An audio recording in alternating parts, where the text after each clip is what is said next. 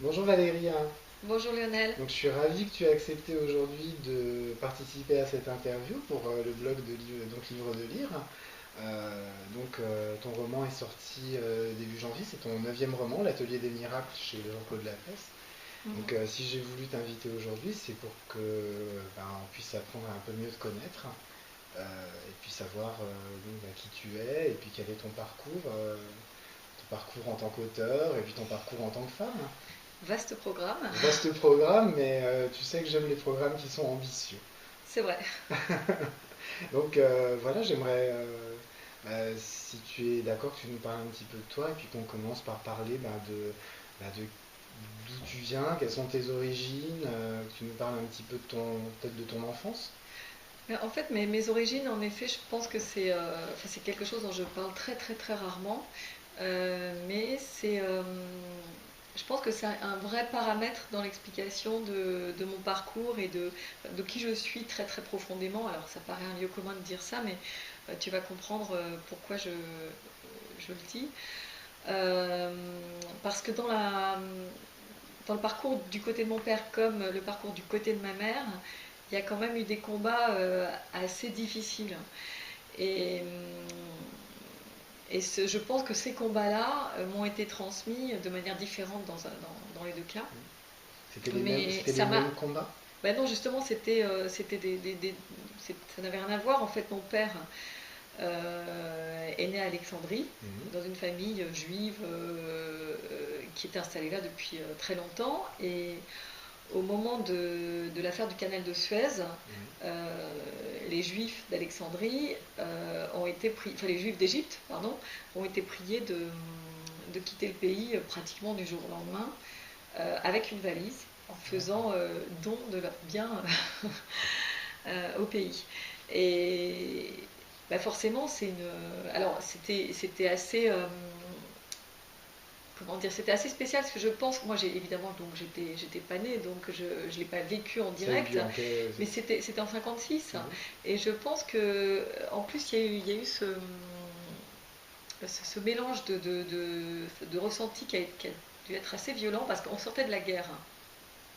Enfin, c'était quelques années après la Seconde Guerre mondiale, donc évidemment les Juifs étaient traumatisés par la Seconde Guerre mondiale, mais les Juifs qui étaient dans cette partie-là du monde avaient quand même été très très protégés. Moi, mes grands-parents, la famille de mes grands-parents n'a jamais été inquiétée. Oui, ils Euh, n'avaient pas connu toutes les horreurs surtout que les juifs d'Europe de voilà, l'Est avaient connu. qu'ils ont connu beaucoup plus tardivement, enfin, assez tardivement dans le courant de la guerre. Enfin, donc, je pense qu'il y avait une forme de certainement de culpabilité Mhm. ou de sentiment de se dire bon, on peut pas se plaindre plus que ça parce que finalement on a été quand même assez protégé.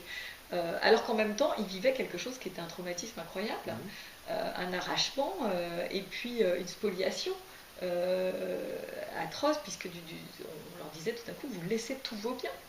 Donc c'était des vies entières qui avaient été construites. Alors voilà, donc ils se sont retrouvés du côté de mon père dans un tout petit appartement, alors que là-bas, bon, c'était des gens qui n'étaient pas euh, c'était pas la grande bourgeoisie, mais ils vivaient quand même très très très très Oui, avec une bien, certaine avec liberté, hein. une vraie aisance Mhm. financière. Moi, je me souviens que bon, mon grand-père était un employé de la fonction publique, je crois. Enfin, je sais plus exactement d'ailleurs. J'ai honte, mais je l'ai pas connu mon Mhm. grand-père. Hein, il est mort tôt, donc je ne l'ai pas connu. Mais mon père me racontait qu'il y avait quand même un chauffeur à la maison qui l'emmenait à l'école quand il était petit. Il D'accord. faisait les trajets. Donc ces gens-là, qui étaient quand même habitués à vivre sur un train assez important, se retrouvaient sans rien dans un tout petit appartement Mhm. à plusieurs parce qu'ils s'étaient regroupés dans la famille. Et je pense que ça a été compliqué parce que du coup ils ont poursuivi leur chemin avec une certaine amertume Et euh, toi, et de ton beaucoup de côté, est-ce que difficultés. tu t'es retrouvé un peu à devoir aussi assumer cette amertume ou cet imaginaire que finalement ils t'ont transmis Alors en fait non, pas là-dessus, ça s'est compliqué je pense que ce qui se transmet de manière non dite, c'est ce sentiment d'arrachement. D'accord. Ça, je pense que c'est quelque chose quelque part qui est inscrit dans les gènes. Mhm. C'est-à-dire que cette idée que du jour au lendemain, on peut tout vous prendre parce qu'on vous le raconte. Donc, du jour au lendemain, la vie peut basculer, tout peut. Donc ça, je pense que ça a été bon, un élément. Maintenant, ce qui s'est compliqué après dans cette histoire familiale, c'est que mon père a rencontré ma mère, Mhm. qui elle était goy, donc Mhm. en fait, venant d'une famille qui était tout à fait à l'opposé, enfin, vu par mes grands-parents paternels, c'était à l'opposé, puisque eux, ils avaient quand même une opinion d'eux-mêmes assez, je pense, assez Mhm. élevée. Mhm. Ils considéraient qu'ils faisaient partie de la bonne société, même s'ils n'étaient pas si bourgeois que ça. Et mes grands-parents paternels, du côté de ma mère, en fait, c'est une lignée ouvrière. Et quand je te D'accord. dis ouvrière, c'est vraiment très ouvrier, Mhm. c'est-à-dire c'est des gens qui, depuis des générations, ont vécu des existences âpres, avec beaucoup de courage, Mhm. avec beaucoup de difficultés. Mon arrière-grand-père était allumeur de bec de gaz, Mhm. ce qui est très poétique, mais ce qui était en fait Un un métier très boulot très difficile. difficile et très épuisant. Euh, Mon grand-père était marin à 12 ans, il était sur les transatlantiques, Mhm. et puis où il a commencé par éplucher des pommes de terre à fond de cale pendant longtemps, Mhm. et puis ensuite il a été docker quand il a rencontré ma grand-mère et qu'ils ont eu des enfants parce qu'il fallait revenir à terre pour être là, parce que je précise que cette famille-là est originaire du Havre. Mhm. Et, et du côté des femmes, toutes les femmes étaient repasseuses, enfin lingères, couturières, et on vivait très très très petitement, avec dans des familles où il y avait souvent beaucoup d'enfants. Mhm. Du côté de mon grand-père, ils étaient une dizaine d'enfants, euh, et avec des valeurs extrêmement nobles. Mhm. De courage, de De solidarité, de travail. travail, euh, vraiment aller jusqu'au bout des choses, Mhm. d'efforts, mais d'efforts aussi bien physiques, capables d'endurer des choses difficiles, que des efforts, je dirais, sur le plan émotionnel presque, parce qu'ils ont en plus vécu, bon, comme dans toutes les familles, il y a eu des drames, il y a eu perte d'un enfant très Mhm. tôt, il y a eu, bon, et donc quand ces deux familles se sont croisées, ça a été assez explosif, J'imagine. parce que mes grands-parents paternels ne pouvaient pas accepter que leur fils unique, mon Mhm. père, se marie avec une femme donc, qui venait de ce milieu-là. Mais qu'est-ce qui les gênait vraiment? Le fait qu'elle soit non juive ou vraiment le fait qu'il y ait la différence de statut social? Je pense que c'était les deux. Mais je pense que bizarrement, parce que mes grands-parents, je me souviens vraiment, mon grand-père je ne l'ai pas connu, mais enfin très très peu. Mais ma grand-mère paternelle mettait très en avant le côté, le caractère juif, Mhm. mais en réalité pour moi, mais c'est comme ça que je l'ai ressenti. Pour moi, c'était plus, ça c'était l'arbre qui cachait la forêt. En fait, la vérité, c'est qu'elle trouvait que c'était une mésalliance, que son fils aurait mérité d'épouser une Mhm. femme qui a un statut, une existence différente. Donc, tu vois, quand je te dis tout ça, je suis sûre que déjà, toi qui connais, qui sais ce que j'écris, tu peux déjà y trouver certaines, Oui, forcément, hein. certaines choses. Bon, Si je reprends l'atelier des miracles, je comprends où est-ce que tu as pu aller, par exemple, chercher le personnage de Jean. Il y a des choses dans son personnage, en fait, qui sont tirées de ce que tu me dis, en fait. oui, et puis si tu veux, il y a aussi ce côté de ne. Ce côté a jamais baissé les bras, peut-être aussi. Alors, ce côté à jamais baisser les bras, parce que, alors, du côté de, finalement, euh, j'ai été assez peu influencée par la famille de mon père. Mhm. J'avais des rapports.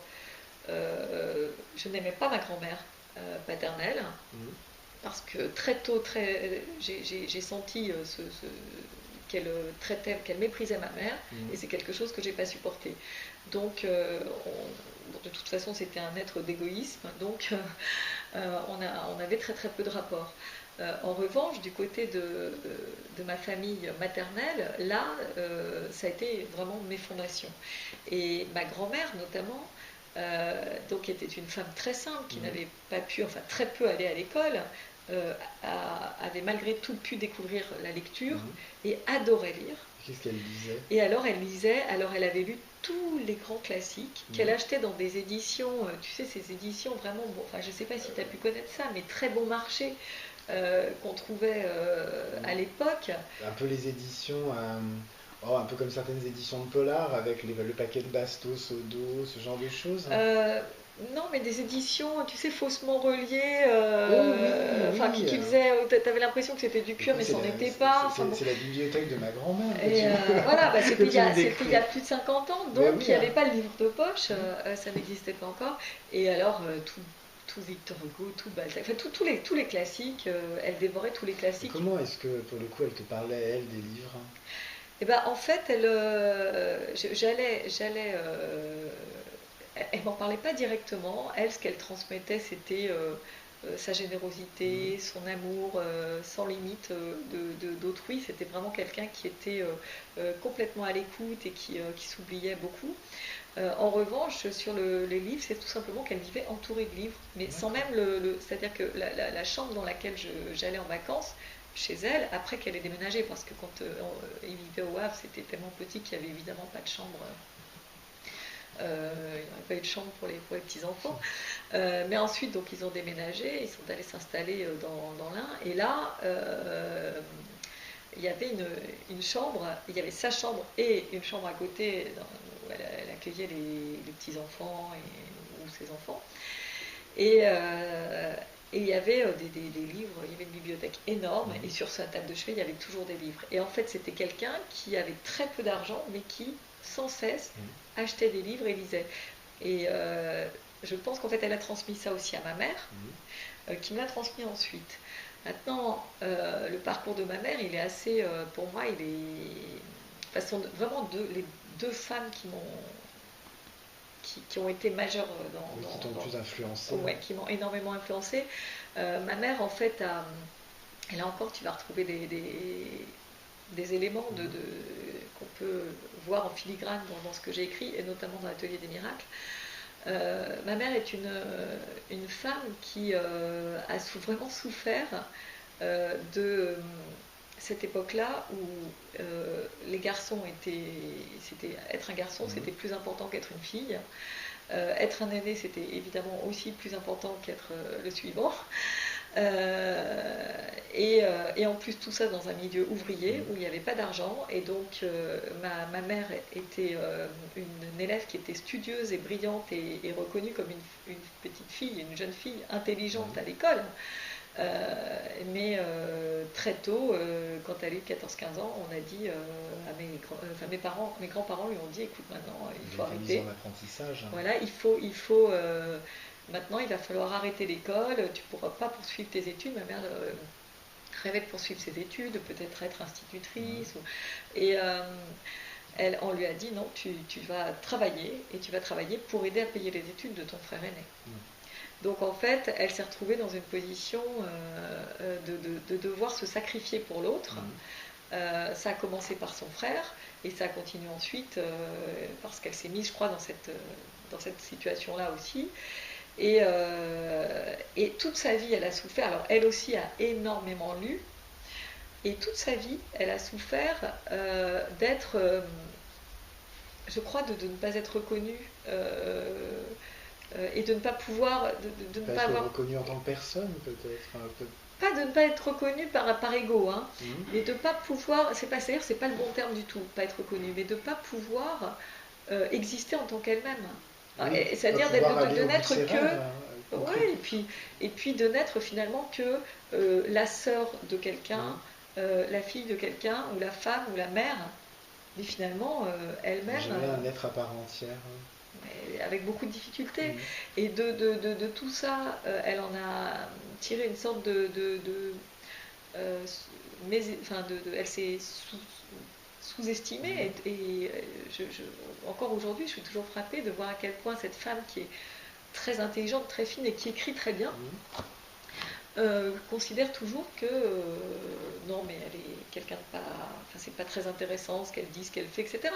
C'est sa tentation naturelle de Et penser ça. de quelle manière, finalement, ce portrait que tu me dépeins de ton père et surtout de ta mère et de ta grand-mère a pu influencer toi, l'éducation que tu as eue et la manière dont toi tu t'es constitué, en fait, justement? Est-ce que ça a été, est-ce qu'on t'a un peu éduqué en réaction par rapport à ça? Alors, je pense que d'une part, ça a greffé chez moi des notions très importantes de.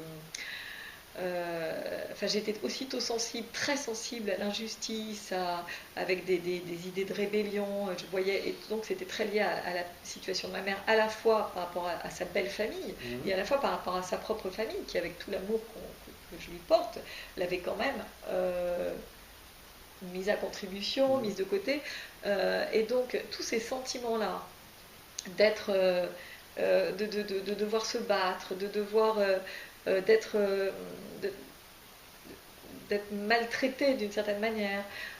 Bon, bien sûr, ça m'a rendu extrêmement sensible. J'ai vu, en fait, elle ne se plaignait jamais. Mhm. Ma mère est quelqu'un qui ne se plaint jamais, mais moi, je voyais qu'elle souffrait. Donc ça a été très,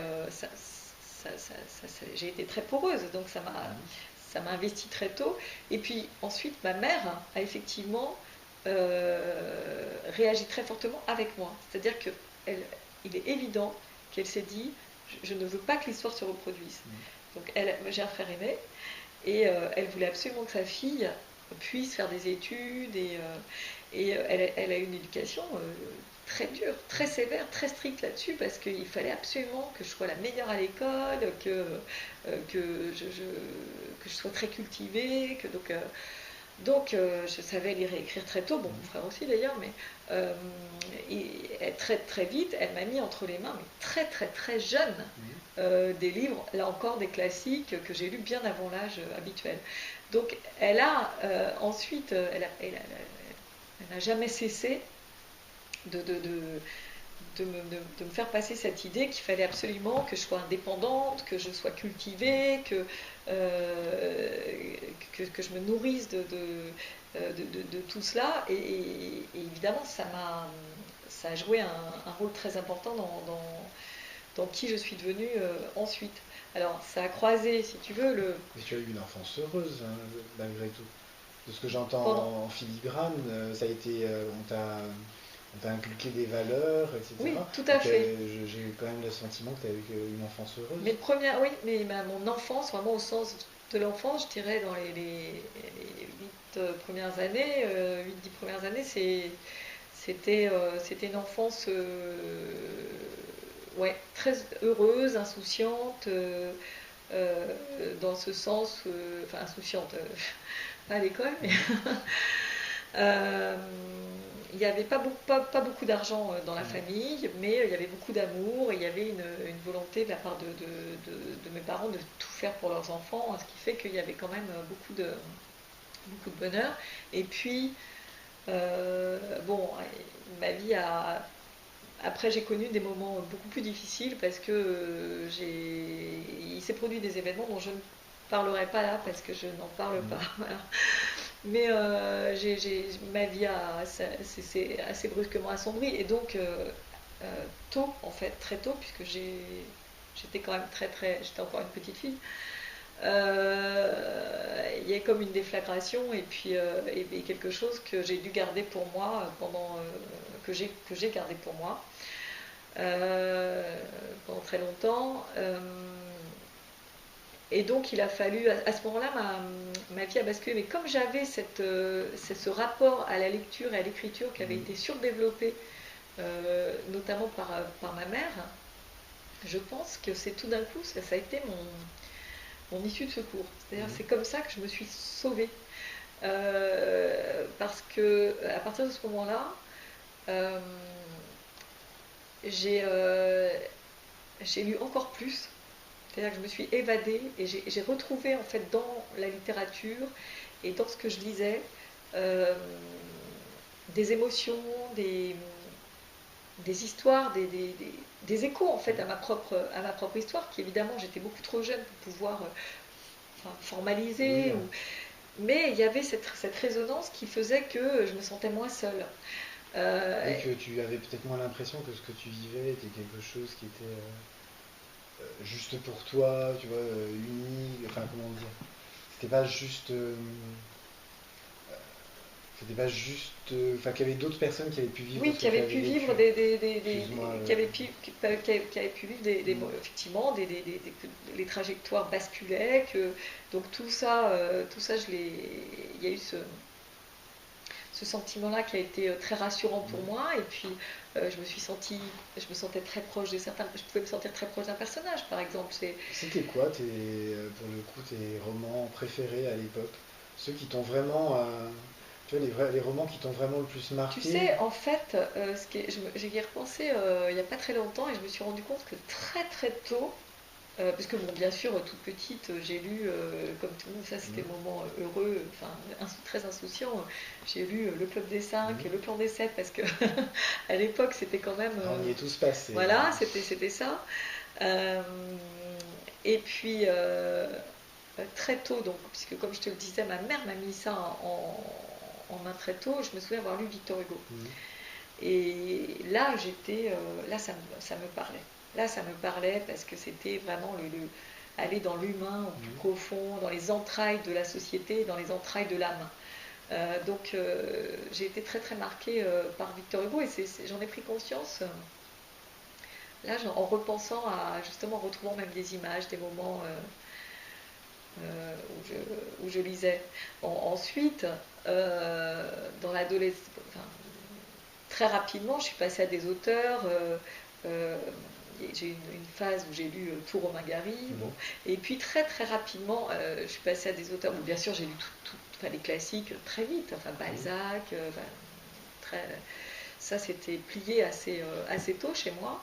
Et puis il y a les auteurs vers lesquels je me suis vraiment sentie happée de manière plus instinctive. Si tu devais en garder qu'un, tu vois, le livre de cette époque que vraiment tu emmènerais avec toi sur une île De déserte, cette époque-là, celui qui t'a vraiment constitué, que t'as gardé, que t'as lu, relu. ça serait peut-être Faulkner en fait. Faulkner. Ouais, Le Beau et la Fureur Mhm. peut-être. Mais à l'époque, j'étais aussi très très très touchée par Dostoïevski. Mhm. Et puis bon, j'ai lu beaucoup Camus aussi. Beaucoup Camus, beaucoup. Ouais, c'était vraiment, c'était des facettes différentes pour moi, mais qui Mhm. répondaient à à des besoins de compréhension du monde, Mhm. je pense, que je n'arrivais pas à assouvir autrement, parce que j'étais dans une vie, ce que j'ai gardé très longtemps d'ailleurs, euh, un peu schizophrène, Mhm. avec deux personnes. Une personne qui était toujours très souriante, Mhm. très affable, très ouverte, très sociable, etc. Très jeune, hein, même Mhm. enfant. Euh, et ce qui me permettait d'une certaine manière, parce qu'il était une armure extrêmement efficace, parce qu'on dit, oh, cette petite fille ou cette jeune fille, bon, voilà, elle est très sympathique, et en fait, je pense que peu de gens, voire personne, ne pouvaient comprendre que c'était une manière pour moi de me protéger, c'est-à-dire que je ne disais jamais rien de moi. Et en fait, personne ne savait qui j'étais vraiment. Mhm. C'est-à-dire, Ce que j'étais tu juste pensais, cette. hein. Et Juste le masque en fait, le je me masque du masque. sourire. Et l'autre personne était, elle, quelqu'un de complètement solitaire, Mhm. puisque je sortais très, très, très peu. J'étais très. Là, je te parle déjà d'une époque plus lointaine, parce qu'entre-temps, il y a une adolescence qui était quand même très, Là très on est à, chaotique. là on est à quelle époque à peu Mais ce près? double, cette manière de vivre sa vie en fait sur deux voies Mhm. parallèles est arrivée très tôt et ne m'a plus quittée jusque très très très tard. C'est-à-dire que je pense que à partir de 10-11 ans jusqu'à il y a quelques années, j'étais comme ça. C'est-à-dire que là, D'accord. même la conversation qu'on a, qui entre quand même Mhm. dans des choses, mais je n'aurais absolument pas pu l'avoir il y a encore assez peu de temps en fait. Mhm. Donc c'est vraiment, c'était très pratique. C'était très pratique. Et ce que j'avais en moi qui, qui avait besoin de s'exprimer, ne trouvant pas, ne cherchant d'ailleurs pas, je dois dire, d'interlocuteur, n'envisageant pas de pouvoir en trouver, s'exprimait par l'écriture. Donc j'ai D'accord. commencé à écrire très très tôt aussi. À quel âge? Écoute, l'âge exact, je ne saurais pas te le dire, mais je pense que mais quand j'ai retrouvé des poèmes Mhm. qui étaient déjà un peu vers l'âge de 8-10 ans, j'écrivais sous forme de textes qui ressemblaient à des poèmes. Mhm. Euh, J'appelle ça des poèmes. En fait, c'était pas forcément, bon, pas forcément versifié, mais Oui, c'était, des il textes y et avait des déjà une volonté séquences d'écrire. d'écrire avec une utilisation quand même des mots. Mhm. Tu vois, c'était pas quelque chose de. Il y avait une recherche. Il y avait une recherche. J'écrivais beaucoup de lettres aussi, mais sans destinataire. D'accord. Ou alors il y avait un destinataire, mais qui ne les recevait jamais, parce que je ne les envoyais pas. Ensuite, j'ai écrit évidemment des journaux intimes. Je dis évidemment parce que c'était en plus c'était de mon âge. Donc Mhm. euh, et puis assez vite des nouvelles, D'accord. assez vite des nouvelles. Et Que tu faisais lire, hein? Ou non, c'était quelque chose qui était non, vraiment pour non, non, mais toi? personne ne savait que j'écrivais. Je n'avais montré à personne, je n'en parlais à personne. C'était pour moi. C'est comme je te le disais, Mhm. Ça faisait partie de cette deuxième cette personne. deuxième, c'était la deuxième personne. La première personne disait qu'est-ce qu'on mange ce soir, Mhm. parlait ou échangeait avec l'autre avec un grand sourire, très gaiement, et puis rentrait chez elle, et puis voilà. Donc non, non, c'était uniquement la deuxième personne, et je n'ai dit à personne que j'écrivais. Et la première personne qui a su que j'écrivais, Mhm. c'est Eric, qui est mon mari, Mhm. maintenant depuis... il y a prescription. C'est une histoire qui dure depuis plus de 20 ans, donc tu vois Mhm. que c'est une longue histoire. Qui lui faisait beaucoup de musique et qui un jour où il est rentré plus tôt que prévu Mhm. de son studio de musique m'a trouvé en train d'écrire. Mhm. Et à lui, je peux pas dire que j'avais la volonté de le cacher parce que notre histoire a déjà été compliquée enfin, j'étais quelqu'un de très compliqué, justement, Mhm. il fallait trouver cette deuxième personne. Donc déjà, ça a été très long pour lui de la trouver, mais du coup, quand il l'a trouvée, je n'étais pas dans l'idée de lui cacher des choses. Mais c'était simplement, je crois que je vivais comme ça depuis tellement d'années que je continuais à écrire sans en parler. Et un jour, il est rentré, il a vu que j'écrivais, il m'a demandé de lire, et c'était un roman. Mhm. Et, et donc, je l'ai fait lire, et là, il m'a dit il faut que tu publies. Il faut que tu publies parce que ce que tu écris, c'est important, ça a du sens. Il a cru en toi d'emblée. Il a cru en moi d'emblée, il a trouvé que j'avais beaucoup de talent. Alors, bien Mhm. sûr, moi, je me disais il est amoureux, donc son objectivité. Donc, je remettais en cause son objectivité, mais il m'a répondu à l'époque quelque chose que j'ai trouvé très juste. Il m'a dit que je savais qu'il m'aimait, et ça, c'est vrai, je le savais, et que cet amour-là, c'était la garantie qu'au moins lui était sincère, parce qu'il ne pourrait pas m'envoyer dans le mur, il pourrait pas me dire va, envoie enfin, essaie de publier ou continue à écrire s'il pensait En pas. sachant que ça allait te faire du Ah ben mal oui, à la fin. voilà. Et bon, l'argument a porté, donc finalement j'ai effectivement envoyé. Et c'était en fait, ce n'était pas Big qui est mon Mhm. premier roman publié, mais c'était Où je suis, D'accord. qui est sorti en troisième position.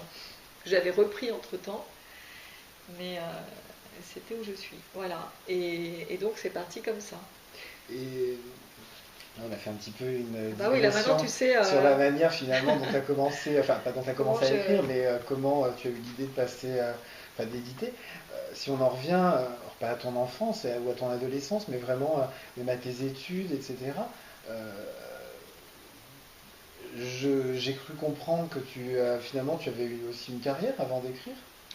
Oui, en fait, Donc finalement, qu'est-ce qui s'est passé en fait dans cette période entre ton adolescence et puis ce moment en fait où tu t'es dit bon bah voilà j'ai vraiment envie d'écrire et de faire ça. alors en fait, j'avais décidé d'être journaliste. Mhm. J'étais quelqu'un qui. J'avais déjà pas mal baroudé, enfin, j'aimais prendre un sac à dos, partir, voire partir seule, évidemment. Mhm. C'est la solitude me plaisait toujours beaucoup. Donc, et toujours, je pense, ce mélange d'aller observer l'autre, de comprendre aussi le fonctionnement du monde. Mais en même temps, c'est toujours pareil, il y avait ce côté.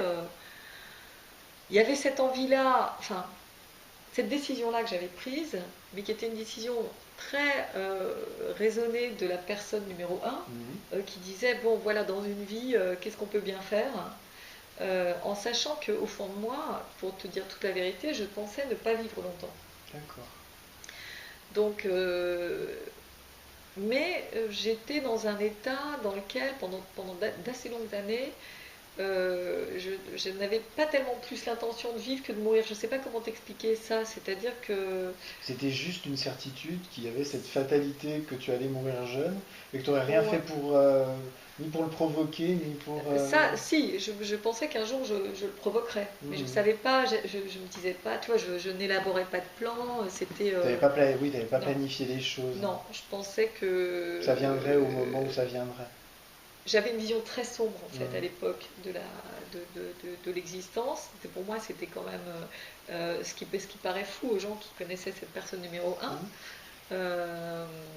et qui peuvent commencer à le découvrir, qui ont commencé à le découvrir à travers mes livres, puis qui le découvrent maintenant de temps à autre quand je commence à en parler, parce que à l'époque c'était vraiment verrouillé tout ça. Mhm. Mais j'avais une vision oui, très sombre, très pessimiste. Et ça revient finalement beaucoup aussi à ce que euh, tu écris, puisque si on prend un petit peu, si on prend un autre de tes romans comme L'Ardoise magique, on est un petit peu sur ce schéma-là en fait finalement. Quelqu'un qui a une vision finalement très sombre de l'existence, et puis qui petit à petit, il y a des événements qui vont qui vont l'amener, éclairer. et puis l'amener Ouais, à espérer en la vie là où elle ouais, n'avait aucun exactement. espoir. Ouais. L'atelier des miracles, on est en plein dedans. Et tout à fait, mais c'est pour ça que finalement, il n'y a pas de secret. C'est-à-dire que moi, je n'écris que des fictions, puisque je ne raconte jamais mon histoire, mais Mhm. en réalité, tout ce que j'écris, c'est moi. De toute façon, Comme tous les auteurs, je est-ce qu'on est pense. aujourd'hui capable, enfin personne n'est capable d'écrire quelque chose qui n'est pas un tout petit peu Oui, d'autobiographie. Il y a ouais. forcément quelque chose de soi. Il y a forcément quelque chose de soi, mais tu vois, j'ai gardé quand même cette capacité Mhm. à bien masquer les choses. Mais c'est vrai que quand on voit ce que j'écris, pour les gens qui me suivent, il y en a un certain nombre qui me font d'ailleurs souvent, enfin, avec qui j'échange Mhm. autour de ça, c'est qu'on voit bien que mes premiers romans sont assez pessimistes, Mhm. sont souvent sombres, c'est-à-dire qu'on voit souvent des héros dont la vie bascule et qui ont du mal à surmonter l'épreuve, Et qui qui ont du bascule mal, pas forcément du bon côté et qui finalement. basculent pas forcément du bon côté. Euh, et beaucoup de choses l'expliquent, bon, Mhm. bien sûr, mais il y a pas là, ils vont pas trouver, enfin, ils vont avoir du mal à trouver en eux la force, les ressources pour aller plus loin et pour changer d'angle de Mhm. vue. Alors que dans mes romans, je dirais mes 3 derniers romans, 4 derniers romans, ouais, je dirais oui, c'est à peu près ça, c'est à peu près On a à déjà mi-chemin, mis à mi-parcours. Gabriel déjà. Non, Gabriel, c'est quand même Je l'ai pas bon. trouvé si sombre, hein. Non, mais c'est jamais sombre au sens où ce ne sont pas des romans noirs et déprimants, Mhm. etc. Pas du tout. Euh, mais Gabriel, à un moment donné, il prend conscience euh, qu'il est passé à côté de sa vie Mhm. et il décide d'agir. Mhm. Et la société ne lui permet pas, si tu veux. Et peut-être que si je réécrivais l'histoire de Gabriel aujourd'hui, Tu la ferais différemment. peut-être que je trouverais, Une je issue. l'aiderais lui à trouver une issue. Mhm. Alors qu'à l'époque, Gabriel, il, il est pas assez fort en fait. Il est pas assez, il manque de, il n'a pas appris, il s'est pas endurci Mhm. suffisamment. Bon, donc non, je pense que on voit ce parcours, cette réflexion que j'ai menée pendant des années. Alors beaucoup parce que ma vie a changé énormément. Enfin, moi, et c'est les Mhm. rencontres, hein, les rencontres qui sont au cœur de l'atelier des miracles. C'est les rencontres que j'ai faites à des moments où je les attendais absolument pas, je les espérais donc encore moins, qui ont permis vraiment de modifier mon regard sur la vie. Et quelle a été la rencontre la plus déterminante dans ta vie? C'est celle avec Eric. Eric. Eric, je dis, et il le sait, c'est que je le Mhm. pense, il n'aime absolument pas entendre ça, mais je pense qu'il m'a sauvé la vie. Dans ce sens que, comme je te le disais tout à l'heure, euh, je pense, en fait, je peux le dire aujourd'hui, je me rends compte que c'est quelque chose que je peux dire naturellement, qui est très étonnant et ce qui montre que j'ai beaucoup cheminé, je crois. Donc je remercie tous ceux qui m'ont accompagné sur ce chemin, parce que c'est pas un chemin qu'on fait seul. Hein, et donc je remercie Eric, mais je pense que j'aurais probablement mis fin à mes jours. D'accord. Donc assez tôt, et il est arrivé, au bon moment. Après, tu sais ce qu'on dit, quand l'élève est prêt, le maître apparaît. Donc il est arrivé à un moment où moi j'étais peut-être capable de le voir, parce qu'on s'est aperçus tous les deux que on a eu 1000 occasions, on s'est croisés, on a eu 1000 occasions d'être l'un en face de l'autre de manière assez étonnante, et la rencontre ne se faisait jamais. Et je crois qu'elle se faisait jamais parce qu'il ne fallait pas qu'elle se fasse à ce moment-là, parce que moi j'étais dans un tel état de violence intérieure, de rupture, ça n'aurait pas pu fonctionner. Et le regard bienveillant qu'il a posé sur moi, je l'aurais pas vu. Je l'aurais pas vu, ou pas supporté, ou pas cru. Rejeté, hein. Je l'aurais rejeté. Et oui, ça a été une rencontre vraiment déterminante, donc parce qu'il m'a redonné confiance en l'autre, donc en la vie. Et en plus, c'est lui qui m'a poussé à publier, donc il a changé ma vie aussi, parce que, pour revenir à ta question, j'étais partie pour faire du journalisme, j'ai changé d'avis sur le coup d'une anecdote qui serait un peu longue à raconter, mais sur l'été, vraiment le moment où je devais m'engager dans cette voie-là, il y a eu un incident dans la rédaction dans laquelle je travaillais déjà de temps à autre, qui a fait que je me suis dit non, en fait, c'est un métier dans lequel j'avais assisté à des à des compromissions, qui m'avaient déplu, et donc sur un coup de tête, je me suis dit il faut que je fasse autre chose, il faut que je trouve une autre voie. Et à ce moment-là, une de mes amies qui travaillait dans la communication et à qui je dis, tu sais, finalement j'ai décidé de tout remettre à plat dans ma réflexion sur ce que je vais faire. Elle me dit, tu sais, il y a un service qui s'appelle le planning stratégique dans notre agence, qui est un endroit en fait qui est vraiment l'endroit où les gens qui travaillent là ne font qu'une chose, c'est observer et analyser et comprendre la société et l'évolution de l'homme. Alors évidemment beaucoup aussi en tant que consommateur, mais c'est essayer de comprendre comment le concept de la femme évolue, de la femme moderne, essayer de comprendre à des fins de publicité, à des fins de oui, tout ça pour servir ensuite. Donc c'est étudier analyser des études à longueur de temps, mais aussi culturellement, c'était génial, puisque alors ça n'existe plus, hein. Je le dis à tous ceux qui rêveraient d'aller, parce qu'évidemment c'était génial, oui, ça a l'air mais c'était aussi servir de réservoir d'idées pour jouer au ping-pong, si j'ose dire, verbal avec les créatifs. Donc on allait aussi voir des expos, on lisait apprendre sur des artistes de tous ordres, et pas uniquement évidemment des peintres ou des photographes, lire beaucoup, essayer de comprendre comment évoluait même la musique, le son, enfin tout était, il fallait en fait être à l'écoute de l'évolution de la société, enfin du monde, et de la place des gens, les uns, enfin comment les gens se positionnaient les uns par rapport aux autres, en fonction de leur catégorie, en fonction de leur... Et tout ça, donc, tout ça plutôt en France ou en Europe, mais donc c'était quand même limité, mais c'était un terrain absolument génial. Et ça a duré combien de temps? Et ils recrutaient de manière exceptionnelle un junior, parce qu'évidemment on demandait toujours à avoir des gens très confirmés. Et dans ces agences-là, on recrutait essentiellement des gens qui avaient fait HEC ou enfin, pour bien sûr il y a les créatifs, mais pour les autres, c'était des grandes écoles commerciales. Et moi j'avais un parcours qui était tout à fait différent, parce que j'avais fait des sciences humaines, j'avais fait des sciences politiques, mais j'avais beaucoup voyagé, et donc j'avais un CV qui était atypique, et ça leur a plu. Et donc c'était vraiment, j'avais une bonne étoile qui m'a placée là, et c'est là que j'ai rencontré Eric. Donc doublement bonne étoile, et je suis restée des années. Combien de temps j'ai travaillé 8 ans. 8 ans. 8 ans. Et puis j'ai eu ma première fille. Mhm. Et quand j'ai accouché, j'ai perdu mon job. Mhm. Ce qui arrive à un certain nombre de femmes après leur retour Mhm. de congé maternité. Il y a eu un changement d'équipe. Enfin, j'ai perdu mon job de manière très brutale. Et j'étais à ce moment-là en train de terminer le manuscrit de Big. Donc l'épisode que tu nous as raconté tout à l'heure avec Eric, où il t'a surpris en train d'écrire, avait déjà eu lieu. Alors ça, oui, c'était donc quelques années auparavant.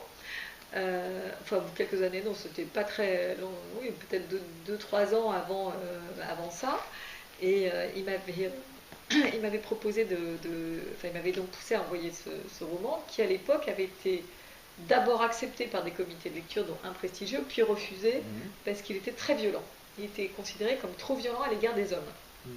C'est vrai que dans Où je suis, c'est tu vois une galerie de portraits d'hommes, c'est lâche, faible, Mhm. égoïste, etc. Bon, c'était pas bon, mais enfin, les personnages étaient C'était ce qu'ils comme étaient ça. dans cette histoire-là.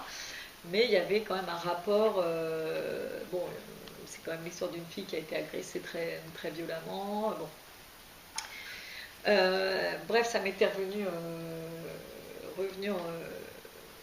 au final, donc avec un refus. Et la vraie raison, c'était celle-là, ça m'avait été expliqué oralement. Mais par contre, j'avais reçu des lettres types, notamment donc, dans une maison prestigieuse, où il m'était expliqué que, bon, mais comme l'héroïne était une jeune femme qui avait mon âge, on pensait que c'était probablement quelque chose de très autobiographique Mhm. et que donc eux ils cherchaient des auteurs et non quelqu'un qui livre son histoire et c'est tout, aussi bien écrite soit-elle.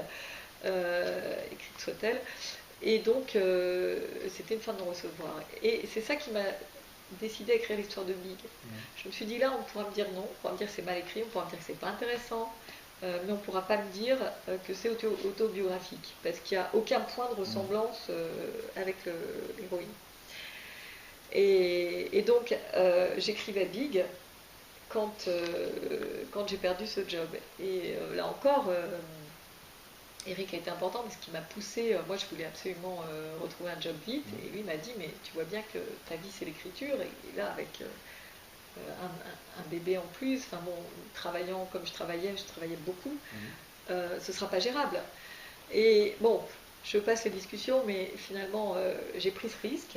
J'ai envoyé mon roman à Nicole Lattès, à Mhm. l'époque, qui a tout de suite signé. Et ce livre est sorti et a connu tout de suite un succès très important, notamment d'ailleurs grâce à un libraire, Mhm. Gérard Collard de La Griffe Noire, qui a eu un coup de cœur énorme pour ce livre, qui avait tapissé sa librairie. J'ai encore des photos. Et j'ai cru comprendre dans les discussions qu'on a eues que les libraires ont une grande importance pour toi. Mais les libraires sont ceux à qui je dois tout, parce que ce sont eux qui me.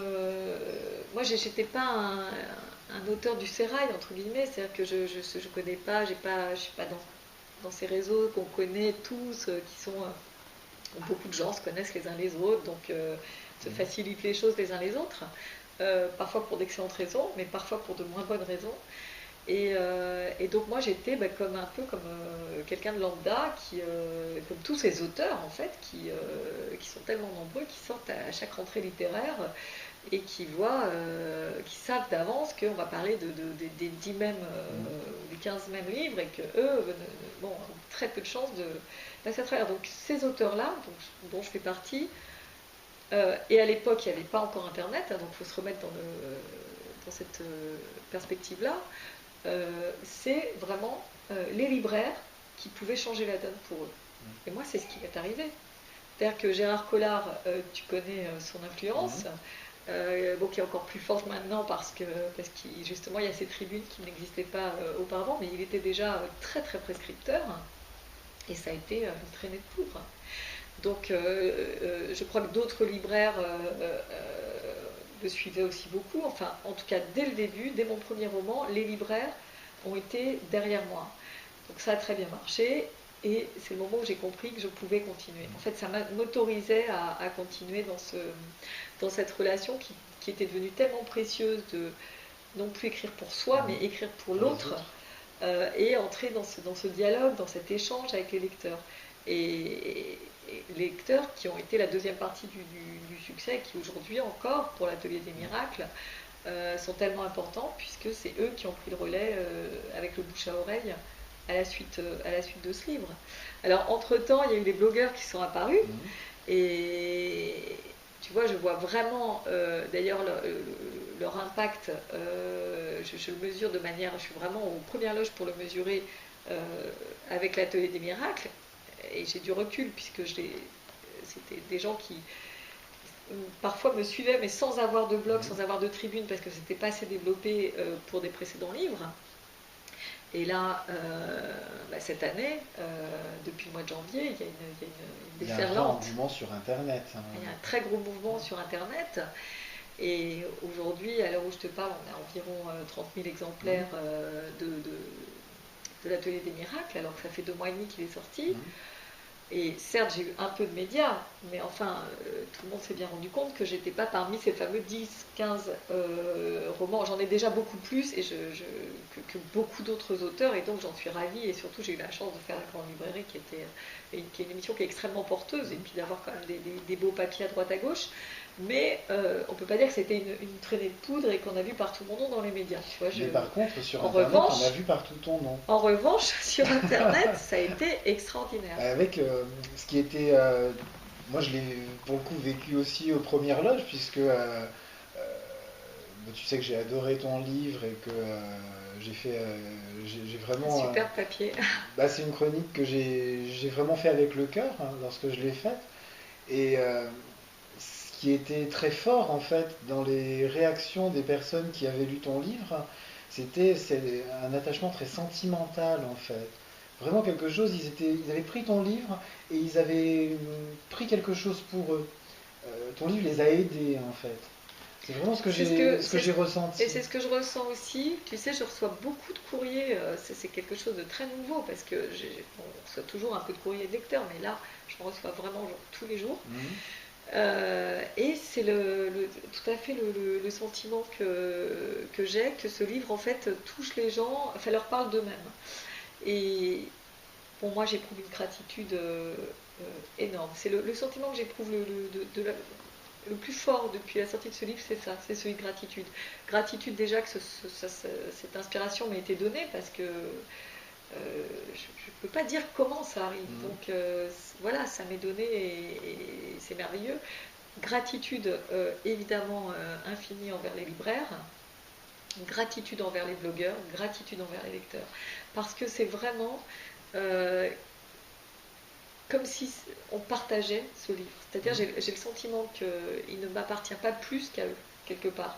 C'est-à-dire que chacun m'en parle, enfin ceux avec qui je peux échanger, ou ce que je peux lire dans les billets sur Internet, on parle de manière tellement personnelle, en apportant ses tripes, en apportant son cœur, comme tu le disais. C'est autant de cadeaux en fait, ce sont autant de cadeaux. Donc j'ai l'impression d'être extrêmement gâtée, extrêmement chanceuse que ce livre ait pu trouver son chemin. Je crois qu'il y a vraiment eu des bonnes fées au départ qui se sont penchées dessus. On en connaît d'ailleurs certaines en commun, je crois, qui ont aimé certaines libraires toulousaines, par exemple, Caussade pour ne pas les citer. Voilà, et puis la libraire de Bourg-en-Bresse aussi pour ne pas la citer. Et puis il y en a d'autres, mais c'est vrai que là, celle-là, ces deux-là, c'était sont assez fortes. Elles sont très fortes, et puis c'était une vraie passion. Le début, enfin vraiment le tout début, parce que ensuite il y a des gens qui ont découvert ce livre. Tu sais qu'il y a une de ces libraires, c'est grâce à elle que j'ai découvert et que Ben oui. Pas que je t'ai découvert, parce qu'on en parlera dans un moment comment je t'ai découvert, mais en tout cas, c'est cette libraire qui m'a fait découvrir ton livre. Je pense que c'est un livre très clairement vers lequel je ne me serais pas tourné spontanément si elle ne me l'avait pas proposé, et je regrette absolument pas. Ça a été, tu vois, moi-même j'en ai tiré quelque chose. Oui. Et moi-même c'est un livre qui m'a apporté. Oui, mais c'est effectivement le rôle du libraire. Ce rôle des libraires et de libraires qui s'emparent vraiment de ce rôle-là, qui n'en font pas quelque chose de mécanique, bien au contraire, et qui vont du coup, s'adresser euh, à l'autre en lui disant voilà ce que ce livre peut t'apporter à toi, enfin, peut vous apporter, voilà ce que moi j'ai ressenti, voilà pourquoi je le défends, mais en entrant vraiment à un niveau de communication qui n'est plus ah bah ça prenez-le, c'est un bon livre, ou non, on passe vraiment, on parle de cœur à cœur, de trip à trip, et évidemment bah, c'est ce qui est le plus efficace. C'est-à-dire que ça marche à tous les coups. Moi, je suis bien placée pour le savoir, parce qu'en tant que consommatrice de livres, je fonctionne comme ça aussi, évidemment. Donc oui, c'est pour l'Atelier des Miracles, c'est vraiment une histoire, c'est une très, très belle histoire. Qui n'est pas encore fini, il est sorti il y a 2 mois. Ah bah oui, bah Donc c'est une j'espère histoire bien. qui commence. J'espère que c'est le début, j'espère que c'est le début. Mais disons que j'ai conscience d'avoir une chance énorme de vivre un moment exceptionnel. Et ça, c'est important euh, parce que justement, c'est pas mon premier roman, parce que justement, c'est le 9e. Donc je sais ce que c'est, je sais ce que ça représente. Tu vois, parfois il arrive que quelqu'un sorte un roman et puis hop, il y a un coup de baguette magique et il est propulsé. Et d'ailleurs, pour beaucoup, c'est compliqué à gérer ensuite. Et beaucoup se brûlent les ailes avec ça. Mais quand toi, parce que tu sais pas, du coup, tu n'as pas compris ce que ça représente, comment ça arrive et qu'est-ce qu'il y a derrière. Et tu sais pas vraiment à qui tu le dois. Mais quand c'est ton 9e roman, je peux te dire, là, tu le sais. Et donc là, tu as envie de dire merci et d'en profiter en même temps quelque part, je dirais, ça t'ouvre un chemin. Parce que ça te montre un peu plus loin l'étape suivante. Ça te dit, voilà, Finalement, on peut dire qu'avec sur le ce bon. livre que tu as sorti, toi aussi tu as fait un séjour dans l'atelier des miracles. Oui, Des gens. exactement. C'est très bien résumé. Alors justement, comme tu le disais, j'espère que je vais y rester encore un moment. Tu sais, quand tu dis que tu remercies, je crois qu'il y a beaucoup de lecteurs qui nous regardent et qui te remercient aussi de ce livre. Mais c'est ça qui est très paradoxal, c'est que effectivement, je reçois beaucoup de courriers où les gens me disent merci. Et moi, comme tu peux l'imaginer, j'ai envie de leur dire mais non, on se trompe là, il faut inverser les rôles parce que et je le dis d'autant plus sincèrement et avec profondeur que le merci, c'est pas seulement celui d'avoir été le récepteur vivant et fort enfin, donc de comprendre et d'absorber comme encore plus que ce que j'aurais pu rêver ce que j'ai écrit. C'est pas d'avoir acheté ce livre, c'est oui, bien sûr, il y a tout ça, mais il y a aussi de me nourrir. Parce que tout ce qui m'est renvoyé, toute cette confiance qui m'est donnée de ces gens qui, quand ils m'écrivent, me disent pourquoi, merci. Voilà ce que ça a fait, voilà en quoi ça a fait écho chez moi. Voilà ce que j'ai vécu moi aussi. Voilà quel a été mon combat. Euh, voilà pourquoi j'y croyais plus. Ou voilà pourquoi j'y crois encore, etc. Et tout ça, tout ce qui m'est donné comme ça, tout ce qui m'est vraiment donné en partage, c'est quelque chose qui est à la fois très émouvant et je te cache pas que c'est d'ailleurs émouvant, enfin même c'est bouleversant. Enfin, parfois il y a certaines histoires personnelles qu'on me fait la grâce de partager avec moi qui sont vraiment... mais évidemment que ça nourrit l'auteur que je suis aussi, ça nourrit mes réflexions, ça nourrit ma compréhension du monde une fois de plus. Je me sens dans la position d'un témoin, mais d'un témoin extrêmement privilégié. Et du coup, ça renforce mon désir d'écrire encore. Donc c'est pour ça que j'ai envie de leur dire, c'est moi qui vous remercie. Tu comprends? Moi, je comprends tout à fait. Moi, je voulais quand même qu'on parle un petit peu de la manière dont moi je t'ai connu. Je sais que tu m'as dit, Je sais, ouais. tu m'as dit, oh, est-ce qu'on en parle, est-ce qu'on en parle pas, mais j'avais envie quand même qu'on en parle. Euh, Moi, pour le coup, je t'ai connu en 2003. Je t'ai pas connu en 2003 en tant qu'auteur, je t'ai connu en 2003 en tant que chanteuse dans Ouais. dans un groupe pop indépendant en fait, vraiment qui à l'époque m'avait bouleversé. C'est un ami qui m'avait fait découvrir et qui s'appelle Quark. Et donc je voulais juste que tu nous en parles un peu, parce que je pense que il y a bien peu des personnes qui nous regardent qui se disent qu'effectivement tu as aussi eu cette corde à ton arc. Je l'ai eu et j'en suis très heureuse et très fière. Alors là, je peux dire très fière parce que finalement, quelque part, je trouve que j'y suis pas pour grand-chose parce que je le dois surtout à ceux avec qui j'ai pu faire ce groupe, qui sont ceux qui m'ont amené vraiment à la musique, enfin dans la musique, dans la constitution de ce groupe et dans le fait d'en faire vraiment, d'avoir notre propre histoire musicale.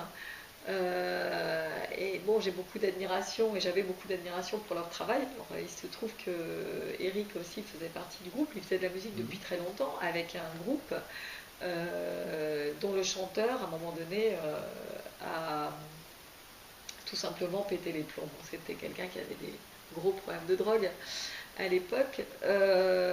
Et du coup, pour le groupe, a explosé. Et bon, ils sont restés deux membres de groupe qui ont continué à travailler ensemble et qui ont cherché un nouveau chanteur qu'ils souhaitaient auteur-interprète aussi.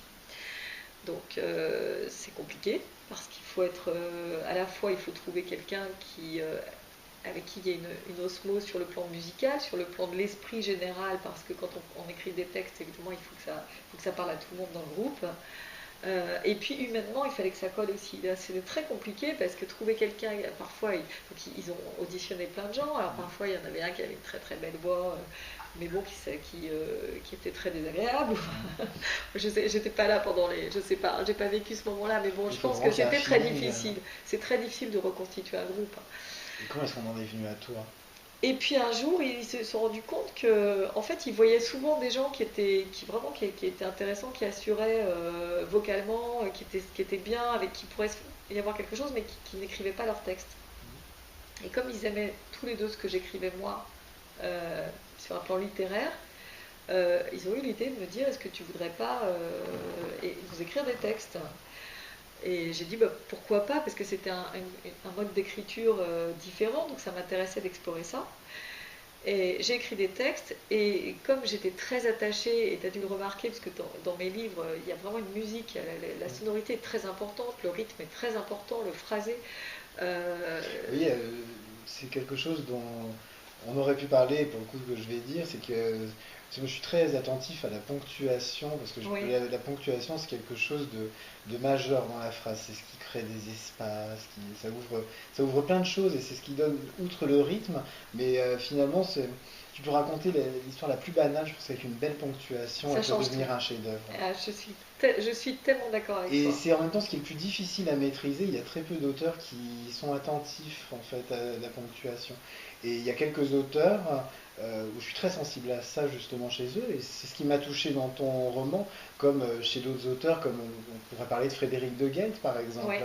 qui a elle aussi cette attention dans sa phrase à la rythmer, à la ciseler.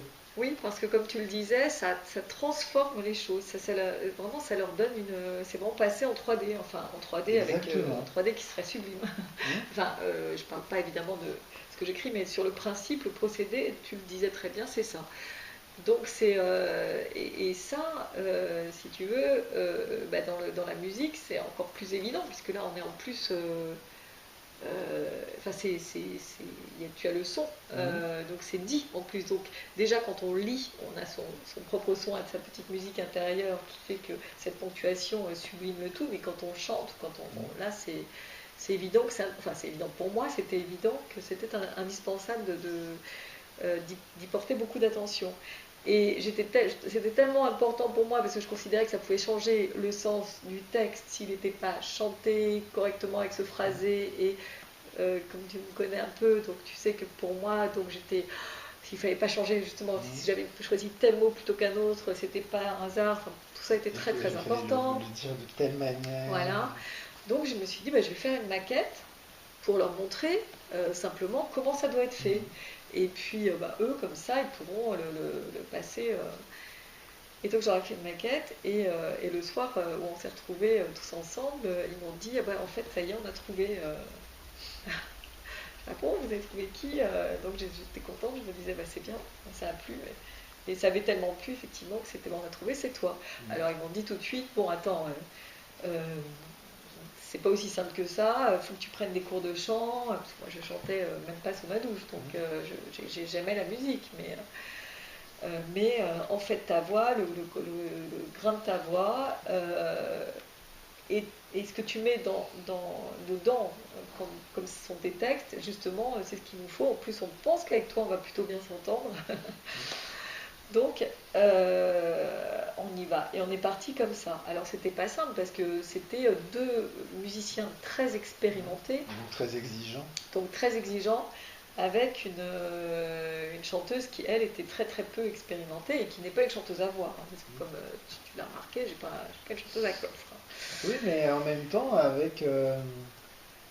C'est vrai, un timbre qui est quand même très particulier. Un timbre particulier, ouais, c'est très marquant dans Sombre Extase. C'est presque un timbre, excuse-moi l'expression, mais c'est la première qui me vient, presque un timbre d'outre-tombe. Hein. Tu vois, quelque chose qui monte comme ça, tu très vas faire peur à tout le traînant. monde. Mais... Non, c'est pas du tout pour le coup pessimiste. Ouais. Tu vois, c'est pas une voix qui est mortifère, mais c'est vraiment quelque chose de comme une longue mélopée comme ça. C'est très très beau. Ouais, mais je te remercie, ça me touche beaucoup d'entendre ça. Et c'est vrai que ça, j'ai compris très vite que j'avais un timbre qui était original. Il y avait quelque chose dans ma voix euh, qu'on n'entendait pas ailleurs. Or, ça, c'est très très important quand tu veux faire exister, et que tu veux que ta musique existe. Et puis, c'est vraiment la voix finalement qui était même plus marquante. Moi, tu as tourné sur mon Discman pendant presque 6 mois en boucle. Hein. Quel bonheur Et d'entendre ça a ça. été la surprise de découvrir, puisque finalement, tu vois, on a beau avoir été libraire ou être blogueur, on ne peut pas tout savoir. Hein. Et ça a été la vraie surprise de me dire, mais ce serait pas la personne dont j'écoutais. Ah oui, ouais, c'est incroyable. La musique. C'est vraiment incroyable qu'on se soit connus, enfin que notre rencontre, même si elle était encore que virtuelle à l'époque, Se soit faite comme ça. ouais, se soit faite comme ça. Mais tu sais que finalement, ce travail avec Quark, j'en suis vraiment très heureuse. C'est un très bon, c'est vraiment une époque de ma vie qui a été bon parfois difficile parce que d'abord j'avais quelques conflits avec mes acolytes parce que je suis une personne complètement tordue, donc j'ai la phobie tout un tas de phobies, dont celle de la lumière, et je ne supportais pas d'être devant une caméra, donc ça va te faire rire beaucoup aujourd'hui, mais tu vois, comme je le disais tout à l'heure, l'eau a coulé sous les ponts, j'ai beaucoup travaillé, beaucoup progressé. Mais du coup, c'était très difficile de faire de la scène. Bon, alors c'était encore plus difficile parce qu'il y avait un des trois qui vivait aux États-Unis, qui travaillait aux États-Unis. Donc, bon, on a fait une ou deux scènes. Mais si tu veux, on n'attendait pas d'en vivre. On le faisait parce qu'on avait envie et besoin de le faire. Et parce qu'on aimait le faire. Et on avait notre public. De disque en disque, on avait notre public, qui était quand même un vrai public. Bon, certes, vous aviez eu des bons papiers. Je me rappelle d'un papier dans les Inrocks qui était plutôt très bon. On a eu vraiment une belle reconnaissance critique. On a eu Larry Clark qui a pris un de nos titres pour mettre sur une BO. On a été remixé par des jolies signatures. Donc si tu veux, il y a toujours eu cette attention et cette estime autour de Quark. En sachant qu'on était très conscient qu'on n'était pas dans un style commercial, qu'on ne passerait pas sur Énergie, mais on est passé par exemple très régulièrement sur France Inter, sur la radio, peut-être un peu plus bien sûr sur la radio rock, mais on était dans notre... on a suivi notre chemin, on a fait notre dernier album, notre 4e album, Echo, qui est sorti tout à fait à la fin de 2009. Et si tu veux, ce qui s'est passé après, c'est que moi j'ai eu un accident de santé qui a fait que j'ai eu un problème de corde vocale qui ne peut pas se résoudre. D'ailleurs, tu dois l'entendre, j'ai toujours... un petit grain dans la voix. J'ai toujours la voix voilée, parfois même elle s'enraye complètement. Donc parfois ça va mieux, mais j'ai un problème mécanique de corde vocale qu'on a malgré beaucoup d'efforts qu'on n'a pas réussi à résoudre, et puis finalement j'ai appris à vivre avec. mais donc ma voix ne me permet plus de travailler correctement. Et ça a été une belle J'ai- période, hein. Ah, ça a été une très très belle période Pour rassurer toutes les personnes qui me regardent, parce que forcément elles vont vouloir aller ouais. écouter, hein. Donc, Ah, ben on trouve toujours on- Quark. Bon, on- déjà, on le trouve très facilement sur des plateformes de téléchargement Mhm. légales. Oui, légal. Ouais. Donc ça, c'est très, très facile. Et puis, bon, sinon, je pense qu'il faut le commander parce que chez les disquaires, ça fait un peu longtemps. Donc, comme le disque souffre encore plus que le livre, comme tu peux l'imaginer. Je pense que ça se retrouvera, parce que là maintenant il va y avoir de la demande. Écoute, ça me ferait très plaisir. Ça me ferait très plaisir. Bon, en tout cas, Valérie, j'ai vraiment été très heureux qu'on passe ce moment avec toi. Et puis, vraiment, je te remercie pour ce moment. Et puis, je te remercie au nom de tous les lecteurs de livres de lire. Et donc, pour toutes les personnes qui me regardent, donc, je vous invite à vous plonger dans l'Atelier des miracles, hein, qui est véritablement un petit miracle et un vrai petit chef-d'œuvre de littérature. Merci. Merci beaucoup. Merci à toi. J'étais ravie aussi. Merci beaucoup.